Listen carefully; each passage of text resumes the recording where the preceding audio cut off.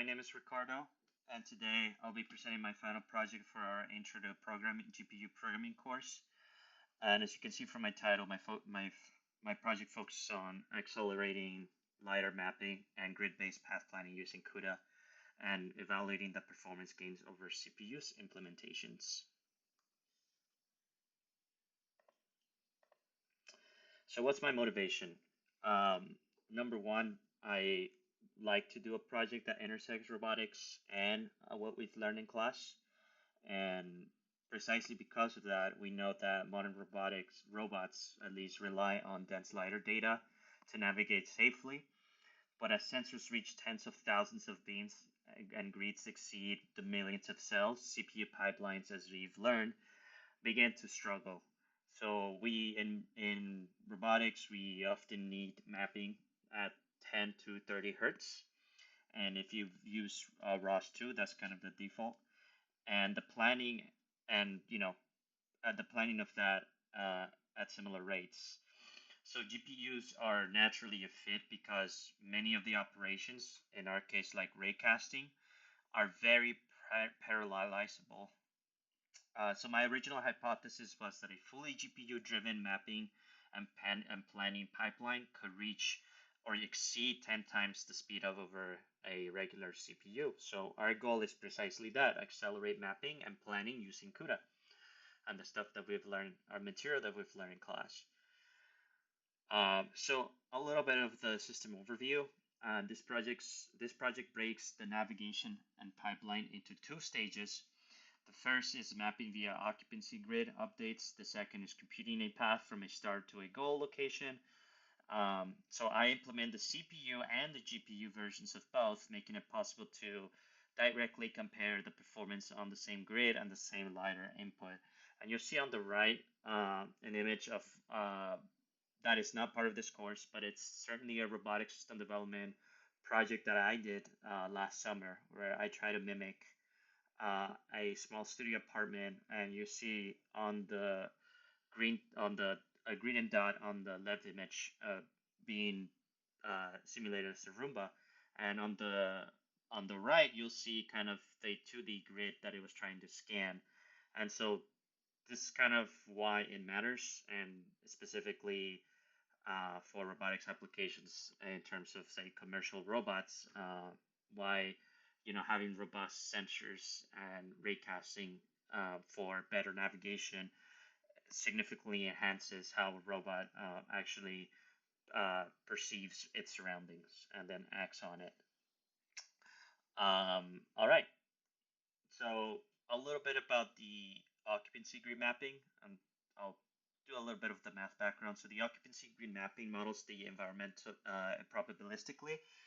Each cell stores the probability of being occupied, but in practice we use log odds because updates become additive and numerically stable. So free space cells receive negative updates while hit cells receive positive updates. And we do this additive formulation because it's ideal for the GPUs due to thousands of beams being able to update the grid independently using atomic operations.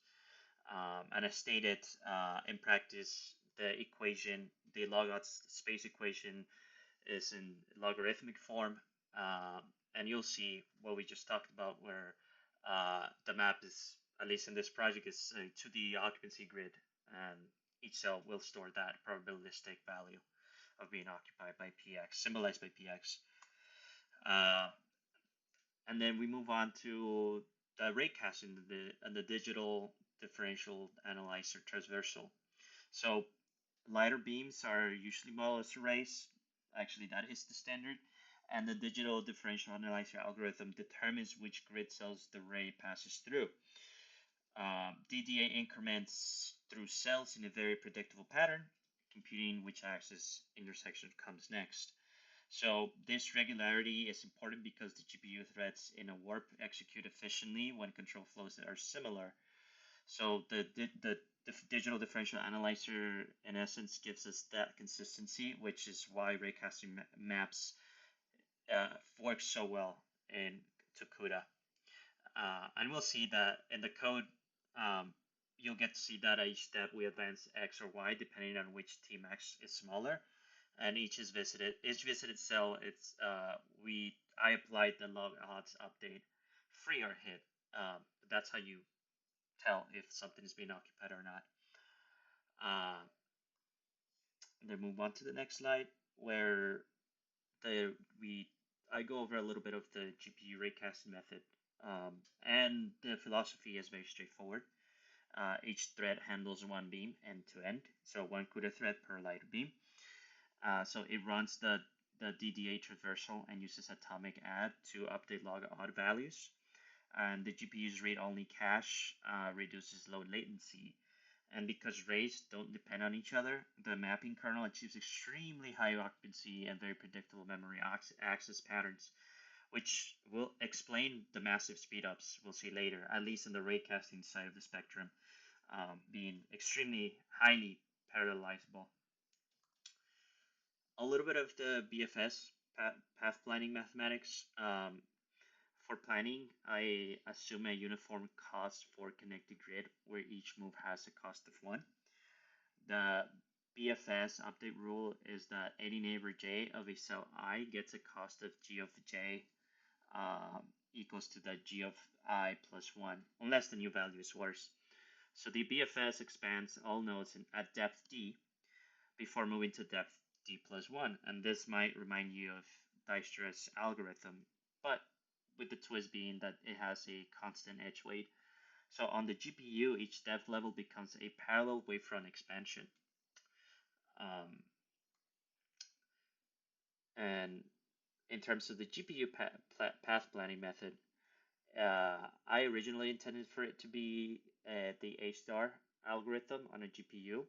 However, that is actually hard because it works a priority queue and dynamic ordering, and that means that it doesn't quite parallelize well. So the BFS avoids that by using simple queue like Frontier, and each iteration launches a kernel that expands all Frontier nodes in parallel, and that still doesn't make it very, very parallelizable every time you have to relaunch a kernel. But these kernels must run sequentially, one per BFS level, so even though the work inside a level is parallel, the wavefront transitions limit total speed up, and you'll see that later in our results. I also implement a check before atomic pattern to reduce contention on G-cause updates. And in terms of the GPU architecture considerations, as we know, GPU mapping performs, as I've said actually, GPU mapping performs really well because arrays produce coalesced memory access and threads, which also follow similar control paths. So the path planning side of this project is the trickier part because the frontier sizes are highly variable, as alluded to in the last slide, and that leads to very poor warp occupancy, and the G-cause updates touch scatters memory locations. So atomics become more expensive due to contention. So this kind of architectural nuances effects explain why the BFS does not achieve the speedups on the GPU compared to just ray casting. And so we'll go right into something that we should remember, which is Amdahl's law and pipeline speedup. So if you don't remember Amdahl's law, it says that the total speedup is limited by the fraction of code that remains serial. Again, this big bottleneck. So even though ray casting reaches nearly, in some cases I got 100 times speed up for mapping. On average, it was between 77 and 80.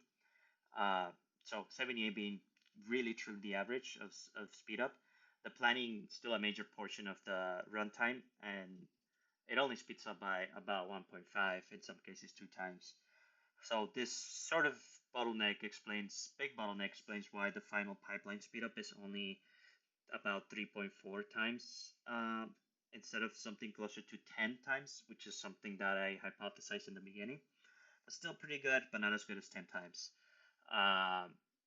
And the results of that is this visualization right here. So you see a very simple grid where we have a starting point and a goal symbolized by green and blue correspondingly, and you see the GPU path which does a pretty good job of avoiding the actual obstacle. And it demonstrates the updated occupancy grid from raycasting kernel and the path produced by the GPU BFS.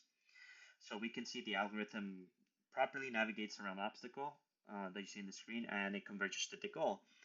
And it verifies correctness of the pipeline before looking purely at performance.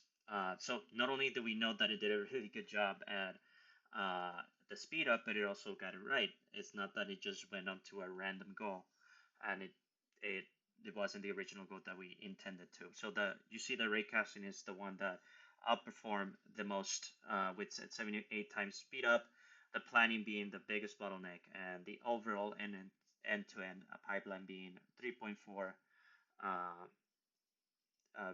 factor in the speed up. So what are the main takeaways and conclusions? Well, I'll say that the main takeaway that I got is that mapping is extremely well suited to GPU acceleration, while planning is more limited to its sequential nature.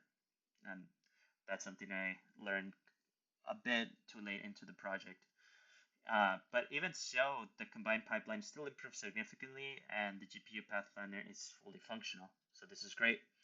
And something I would add in future work would be maybe adding an algorithms like jump flooding or hierarchical BFS or something persistent or something that is persistent thread planners that has to do with that just to overcome the sequential bottlenecks. And I will show you sort of the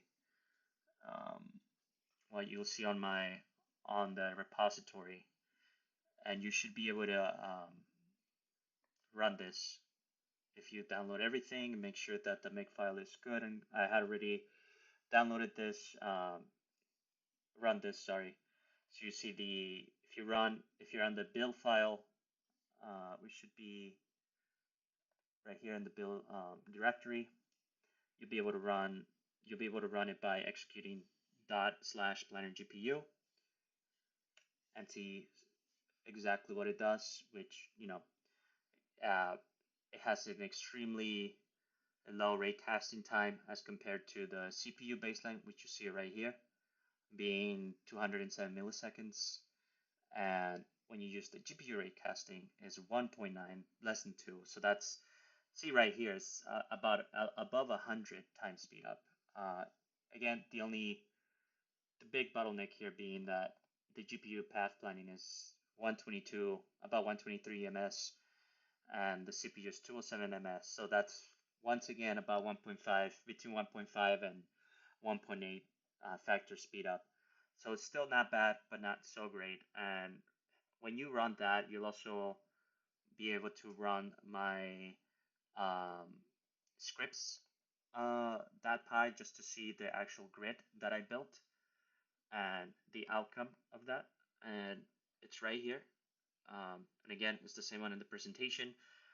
We can certainly change the size of the occupancy grid, but for simplicity's sake and making sure that my algorithms work both at the CPU and GPU fronts, I wanted to make it simple, with complexity being an afterthought for more in-depth research and collaboration. But outside of that, this was my presentation, and thank you very much.